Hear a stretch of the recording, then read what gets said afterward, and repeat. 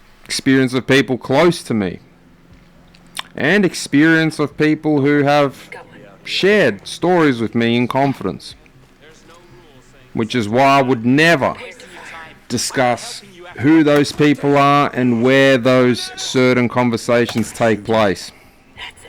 You know, that's another funny thing. Like, people ask, like, what do you do for a living? What makes you think it's any of your business? What and where? In today's day and age, privacy is sacred, and it's not so much even from the government. There's so many people out there that you might put yourself in some kind of light that people will just intend to do you harm. You might have an Australian flag out the front of your place and it simply triggers someone. Your car's parked on the street and they egg it. Eats the paint. They might slash your tyres. They might find out where you work. Blackmail you. I've made many a content videos with content relating to how easy it is to screw someone over, to make accusations. And even though ultimately, whilst you might not be found guilty of any accusations, the accusations alone are punishment. You just need to look around at real life examples. I was talking to my mate. A lot of past SAS soldiers facing not magistrates but Supreme Court judges, juries, trials, a lot of money being spent by them, marriages and families getting broken down. Ben Robert Smith, just in the last 24 hours I believe, lost his defamation trial in the High Court. He went as high as he could with the defamation trial to get it overturned, but he couldn't. And you can't help but wonder now, because that verdict of defamation couldn't be overturned. Long story short, for those of you who don't know, balance of probabilities, civil court found that it was more likely than unlikely that he committed murders overseas while he was serving in the regiment. And now that he couldn't get that quashed and overturned, well, is that going to now be a segue into taking him to trial beyond a reasonable doubt, criminally? And he's not the only one.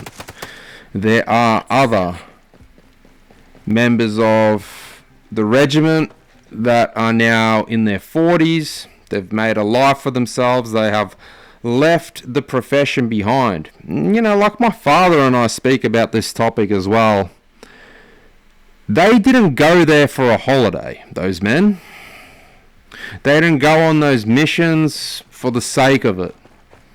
They didn't even do those things or end up in that particular environment for personal interest, for money, or for fame or glory. They were sent there by their own government. And then to think a decade later, men who you've also awarded for valor for their deeds, you now try to make what? An example out of them? Who is it really that's pressing the charges against them? The families, the people back in Terrancott? Who are we actually talking here? Who is bringing this forward to the courts? Journos? Yeah, you want to talk Aussie culture? Let's start with how we treat people who, whether they actually, and whether you believe that people that get deployed are fighting for the flag or not, that's irrelevant. But the point is, when people join the Army, Navy, Air Force, they put themselves in a position to be the first line of defense for that country that they're in, that they're serving for. That's why we're even called in Australia the Australian Defence Force. So really the primary role is to be the first line of defense. Not offense, defense. And for those of us that leave even, we're essentially placed in the reserves for 10 years after we leave. Unless, of course, there is significant injuries that would exclude you from that. You're essentially in like a standby force 10 years after your discharge. So, say you join, it's in peacetime, 4, 5, 6 years pass, nuclear war starts, an invasion upon Australia, it's total global chaos breaks out. You'd be called upon, theoretically, if you had served. And, you know, I'll look at that, and some of the brothers that I still speak to now, despite age and potentially ailments, physical injuries, definitely not being in the kind of shape that we were in 10, 12, 13 years ago. I think I can even speak for those former SAS members who would be in their 40s now and not in the shape they were in their late 20s and early 30s. A lot of them would still hear the calling if it came upon them to fight for Australia, to defend Australia in that extreme and however unlikely it may seem, almost like a Hollywood-esque scenario. But there's a reason. There's a saying that this will defend with the flag and the motto on the flag. This will defend. And it's not because there's some kind of war junkies, as I believe Hoot, Eric Banner, said it. He said it in Black Hawk Down, towards the end of Black Hawk Down, to Sergeant Eversman. Like, why do you do it, Hoot? You some kind of war junkie? Hey. And then Hoot says, well, to them I just don't say a goddamn word. Can you point me in the right direction? And they'll never get it. An idea of where you can go to find that? You know, it's about the man next to you. And that's all there is.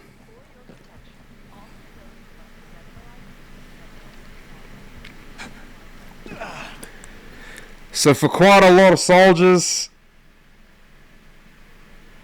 it's not even about the job, the love or hate for it, the love-sweet, bittersweet relationship they might have with the job, but it's who you're doing that job with and that pride and honor you take in the duty and sacrifice that you might be asked to make for your country.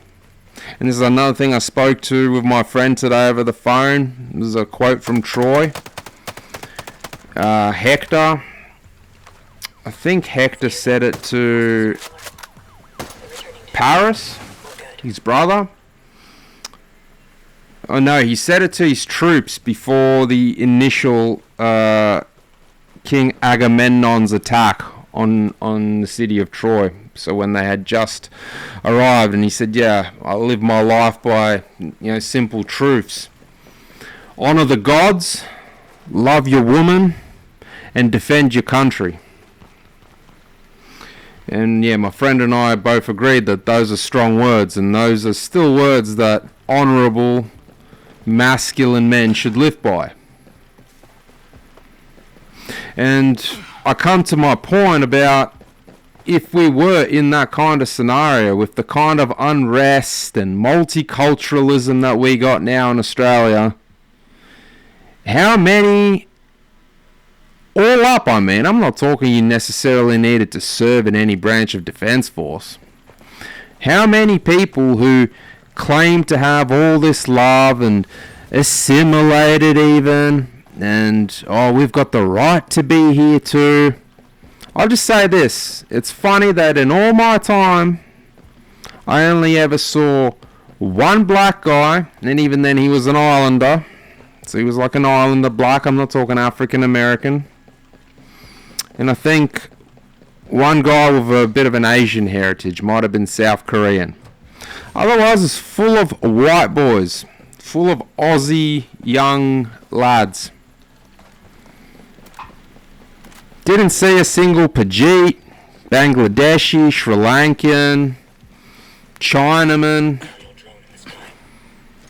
Didn't hear anyone speaking broken English.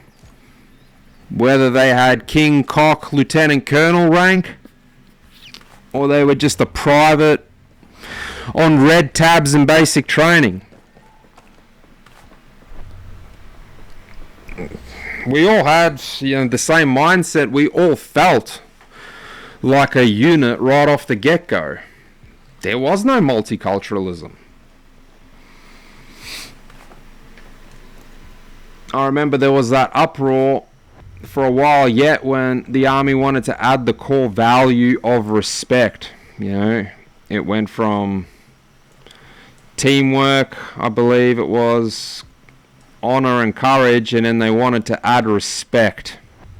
And a lot of people, young and old, fresh boots, lids, and CSMs, corporals and sergeants all alike said, nah, this is not right. Respect has got to be earned. Follow the breadcrumbs. So finishing that point about all these protests and all this division in Australia, and all those people that claim, well, we're Australian too and we're united for Australia. How many of them would actually fight for Australia? How many Indians would actually be like, yeah, we're getting invaded. How do I sign up to fight? Hey, pal. How do I do my part to fight? Because the way I see it right now, I think about 90% of Australia's population would straight up flip, like change sides if they could see that we were in a losing fight. They'd bail, as in flee the country. Just like those military-age males fleeing their shithole countries to come to Europe. And I reckon very few would answer the call. I'm not even necessarily talking about direct frontline engagement. No. The war effort in general, if Australia was invaded, like I said, this will defend. How many? I reckon barely any. And even then, a lot of boomers who still have that pride and passion, and young, ambitious, strong men. But again, probably mostly white. Let's be real.